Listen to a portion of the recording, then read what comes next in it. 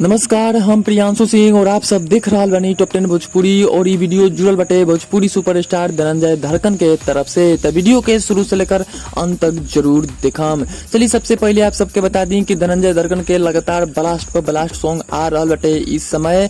वहीं आप सबके बता दी कि आज से 2 दिन पहले धनंजय धड़कन के एक गाना रिलीज भी रहे, जो गाना के बोल बा सरिया कमरिया में खोस लेवे दा, जिनकी भोजपुरी इंडस्ट्री में गाना हिट साबित भइल। वहीं आप सबके बता दी कि 2 दिन में 2 मिलियन व्यू भी क्रॉस कर चुका है गाना, क्योंकि ए से पहले धनंजय धड़कन के इतना व्यू ना जाता है, लेकिन अब व्यू आवे के चालू हो चुकल बाटे। और भोजपुरी दर्शक जबरदस्त प्यार दुलार दिखा रहा बाने धनंजय धड़कन के ऊपर। एक देखते हुए धनंजय धड़कन के एक और आ रहा बाटे बोल बम सॉन्ग, जो बोल बम सॉन्ग के बोल बा त्रिपुरारी। जी आप सबके बता दी कि त्रिपुरारी के आज फर्स्ट लुक जारी कल बाटे सोशल मीडिया पे, क्योंकि खुद धनंजय धड़कन अपन सोशल मीडिया हैंडल फेसबुक से एक फर्स्ट लुक जारी कैले बाने, जिसे कि आप सब स्क्रीन पे चलत फोटो के माध्यम से देख सकता नहीं जा।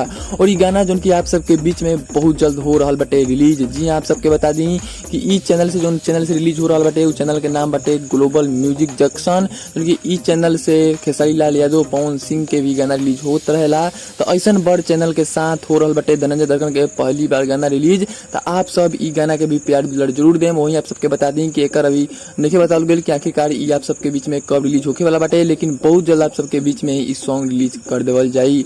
वहीं उम्मीद कल जा रहा बटे कि कल आप सबके रिलीज डेट बता देवल जाई कि आखिरकार आप सबके बीच में कौन डेट के कौन तारीख के कितना बजे हो रहा बटे रिलीज। तो आप सब कमेंट बॉक्स में आप सब जरूर बताएं कि आप सबके एक फर्स्ट लुक कैसा लागल, ई बोलबम सॉन्ग के फर्स्ट लुक कैसा लागल। और आप सब पहिल का गाना सरिया कमरिया में खोस ले इतना प्यार दिले बानी, ऐसे ही इहो गाना के इतना ही प्यार आप सब देम। और धनंजय धड़कन के भी आप सबके सपोर्ट की जरूरत बाटे, तो आप सब धनंजय धड़कन के ज्यादा से ज्यादा सपोर्ट करी। फिर से मैं ताजा खबर के साथ, तब तक देखते रही टॉप 10 भोजपुरी।